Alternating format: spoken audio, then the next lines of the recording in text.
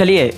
अरे उप्स, तो ये दोनों आज मानेंगे नहीं। फटाफट से आप लोग हेडिंग डालें, फटाफट से आप लोग हेडिंग डालें पाचन तंत्र, यानी कि आज हमको इसी के बारे में पढ़ना होगा। ये लोग मानेंगे नहीं, तो हेडिंग डालें फटाफट से पाचन तंत्र यानी कि डाइजेस्टिव सिस्टम। और इसको हम कवर करेंगे टोटल 3 से 4 पार्ट में, जहां हम सबसे पहले तो पढ़ेंगे किसके बारे में भाई, सबसे पहले तो पढ़ेंगे अपने पाचन तंत्र के बारे में, जहां सबसे पहले हम पढ़ेंगे मुख गुहा के बारे में। उसके बाद हम पहुंच जाएंगे कहां पर, ग्रास नली के बारे में। फिर हम लोग पहुंच जाएंगे कहां पर, आमाशय में। ठीक, उसके बाद हम लोग पहुंच जाएंगे कहां पर, आंत। और फिर उसके बाद हमको पढ़ना है क्या, पाचन तंत्र से जुड़ी ग्रंथियां। तो ये सारे के सारे टॉपिक क्लियर करने हैं। मुख गुहा यानी कि इसको बोलते हैं भाई, इसको बोलते हैं बक्कल कैविटी। चलो, ग्रास नली को बोलते हैं ईसोफेगस। ठीक, ईसोफेगस। इसके बाद आमाशय को बोलते हैं क्या, स्टोमक। आंत यानी कि इंटेस्टाइन। और ग्रंथियां यानी कि ग्लैंड्स, यानी कि पाचन तंत्र से जुड़ी हुई कौन कौन सी ग्रंथियां हैं, तो इन सब के बारे में हमको पढ़ना है। तो फटाफट से आप लोग हेडिंग डालें। और सबसे पहला काम हमारा ये बनता है, जिस चीज़ के बारे में हम डिस्कशन कर रहे हैं, यानी डाइजेस्टिव सिस्टम। आखिर ये डाइजेस्टिव सिस्टम पाचन तंत्र है क्या, यानी पाचन क्या है, सबसे पहले हमको वो समझना होगा। तो हेडिंग डालो अब फटाफट से, डाइजेशन यानी कि पाचन। और डाइजेशन है क्या, तो ये हमको सबसे पहले समझना होगा। डाइजेशन है क्या, तो डाइजेशन है भाई, इसको मैं बोल सकता हूँ भोजन का छोटे छोटे टुकड़ों में टूटना।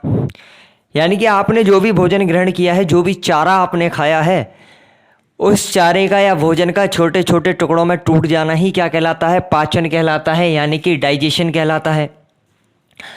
अब समझना हमको ये है, जब हम पाचन की बात कर रहे हैं तो पाचन तंत्र यानी कि भाई, पहले हमने समझा पाचन के बारे में, पाचन यानी कि भोजन का छोटे छोटे टुकड़ों में टूटना। और इस प्रक्रिया में जो भी तंत्र काम करेगा, यानी कि इस क्रिया में कार्य करने वाला तंत्र ही जो है वो क्या कहलाता है, तो यही कहलाता है भाई क्या, पाचन तंत्र, यानी कि डाइजेस्टिव सिस्टम। ठीक, तो जो भी तंत्र इस क्रिया में कार्य करता है वही कहलाता है पाचन तंत्र। अब इसका काम क्या है भाई, इसका हमें मतलब क्या है, यानी कि इसकी हमें आवश्यकता क्यों है। तो देखो, हमारे शरीर की, हमारे बॉडी की जो सबसे छोटी इकाई है वो क्या है भाई, कोशिका, यानी कि बोलूं तो मैं सेल। इस सेल को जब एनर्जी मिलेगी, जब काफ़ी सारे सेल मिल जाएंगे, तो जाकर के किसका निर्माण होगा भाई, ऊतक का निर्माण होगा, यानी कि टिश्यू का निर्माण होगा। टिश्यू के बाद जब काफ़ी सारे टिश्यू मिल जाएंगे तो भाई क्या बनेगा, तो फिर क्या बन जाएगा, कोई ना कोई ऑर्गन बन जाएगा, यानी कि अंग बन जाएगा, ऑर्गन। इसके बाद जब काफ़ी सारे अंग मिल जाएंगे तो भाई क्या बनेगा, तो बनेगा अंग तंत्र, यानी कि ऑर्गन सिस्टम। यानी कि क्या बनेगा भाई, ऑर्गन सिस्टम। और जब सारे के सारे अंग मिलकर के एक तंत्र का निर्माण करेंगे तो यही क्या निर्माण होता है, हमारे शरीर का, यानी कि बॉडी का। अब इस बॉडी को चलाने के लिए हमें किसकी आवश्यकता होगी भाई, किसकी आवश्यकता होगी, ऊर्जा की आवश्यकता होगी, यानी कि एनर्जी की आवश्यकता होगी। और इस एनर्जी के लिए हमको क्या ग्रहण करना पड़ेगा, तो इस एनर्जी के लिए हमको क्या ग्रहण करना पड़ेगा, भोजन ग्रहण करना पड़ेगा। इस भोजन को पचाने के लिए कौन सा तंत्र काम करेगा, पाचन तंत्र काम करेगा। ये पाचन तंत्र काम करेगा तो क्या होगा, पाचन होगा। और यही किसके बारे में हम लोग क्या करने वाले हैं, डिस्कशन करने वाले हैं। जब पाचन होगा तो हमको क्या मिलेगी, ऊर्जा मिलेगी। ऊर्जा मिलेगी तो शरीर का विकास होना क्या हो जाएगा, शुरू हो जाएगा।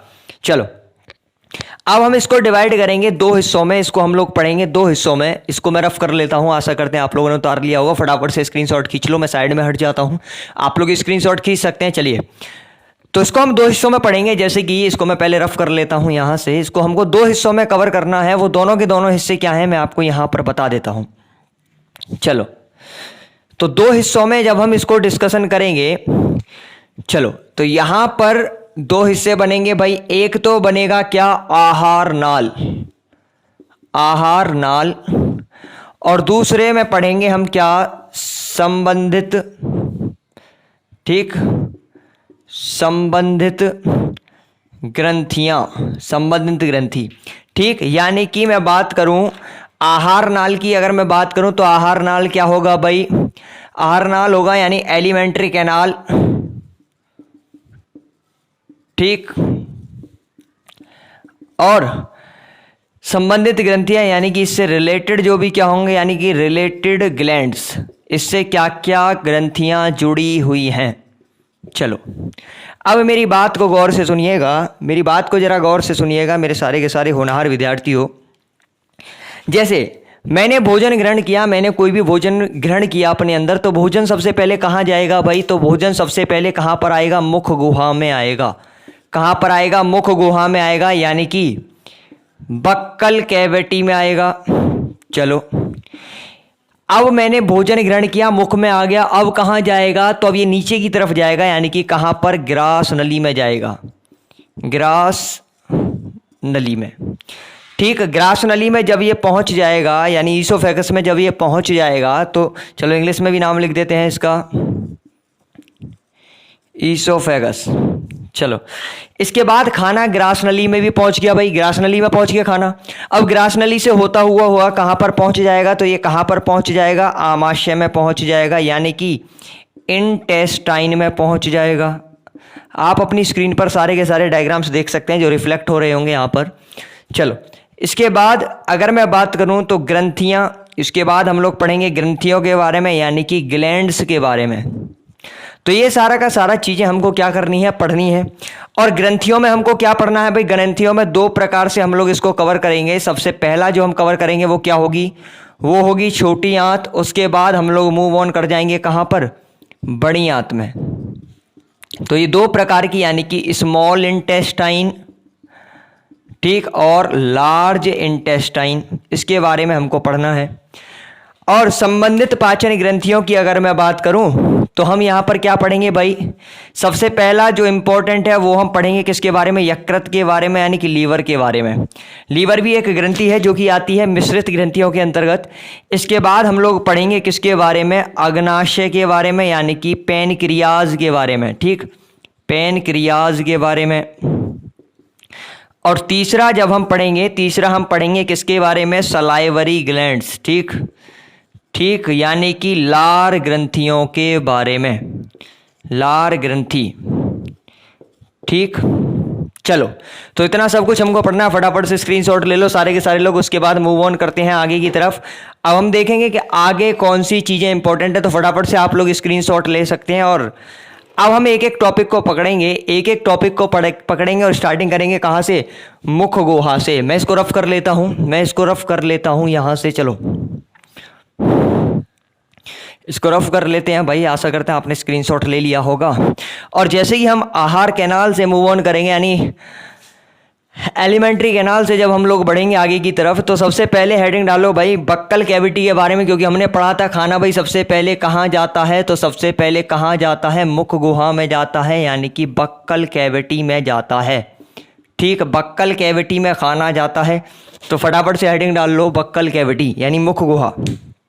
अब इससे रिलेटेड क्या क्या इंपॉर्टेंट पॉइंट्स हम लोग निकाल सकते हैं, तो वो लिखेंगे। सबसे पहला इंपॉर्टेंट पॉइंट, पाचन तंत्र का सबसे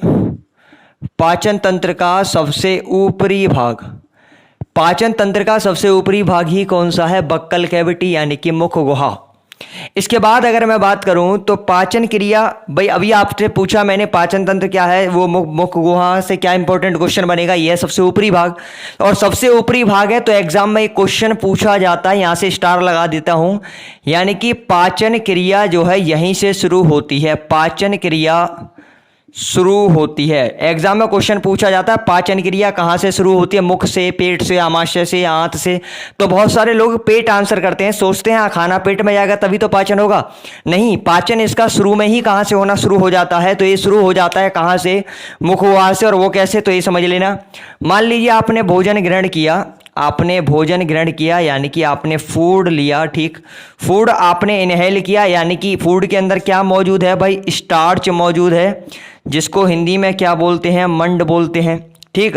यानी कि क्या मौजूद है, स्टार्च मौजूद है।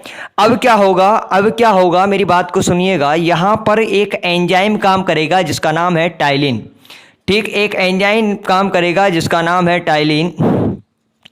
और ये टाइलिन क्या करेगा, इस स्टार्च को तोड़ देगा किस में, इस स्टार्च को तोड़ देगा माल्टोज में। स्टार्च को किस में तोड़ देगा भाई, माल्टोज में तोड़ देगा, ठीक। स्टार्च को किस में तोड़ देगा, माल्टोज में तोड़ देगा। और माल्टोज में तोड़ देगा यानी कि कार्बोहाइड्रेट जो हमने लिया स्टार्च की फॉर्म में, उसको तोड़ दिया किस में, माल्टोज में। और यहीं पर स्टार्च का क्या होता है, आंशिक पाचन। तो आपसे पूछा जाता है बताइए स्टार्च का पाचन कहाँ से शुरू होता है, तो स्टार्च का भाई आंशिक पाचन हो जाता है कहाँ पर, मुख में, ठीक। इंपॉर्टेंट है, मैंने लिख दिया स्टार लगा करके। तो फटाफट से सारे के सारे लोग लिख लो, ठीक। सारे के सारे लोग लिख लो। अब इस मुख गुहा का कार्य क्या है भाई, ये मुख गुहा कार्य क्या करेगी, तो इस मुख गुहा का कार्य क्या है ये समझ लो। इसका कार्य क्या है भाई, मुख गुहा में जब आपने एक भोजन को लिया तो भोजन को अब आप क्या करेंगे, अब आप भोजन को क्या करना शुरू करेंगे, भोजन को पीसने का कार्य शुरू करोगे भाई, पीसने का कार्य शुरू करोगे, पीसना, ठीक। भोजन को अब आप क्या करोगे, पीसना शुरू करोगे। पीसना किसका भाई, भोजन का, ठीक। और इसमें क्या क्या सहायक होगा, तो इसमें आपका क्या क्या सहायक होगा भाई, देखो दांत। उसके बाद आप भोजन को क्या करोगे, मिलाओगे, यानी कि क्या काम करोगे, लार में मिलाओगे तो किसका कार्य आएगा, जीभ का। और जब आपके साथ ये सारी की सारी चीजें मिक्सअप हो जाएंगी मुंह में, तो वो मुंह से बाहर ना आए, तो इसमें किसका कार्य होगा, होठ का कार्य होगा। यानी कि टीथ, टंग और लिप्स इसमें क्या करेंगे, पार्टिसिपेट करेंगे कहां पर, मुख गुहा में। जब खाना कहां पर होगा, मुख गुहा में मौजूद होगा। आशा करते हैं ये चीज आपको समझ में आई होगी, ठीक। और कल जब हम आप लोगों से मिलेंगे तो रूबरू होंगे कहां से, दांत से।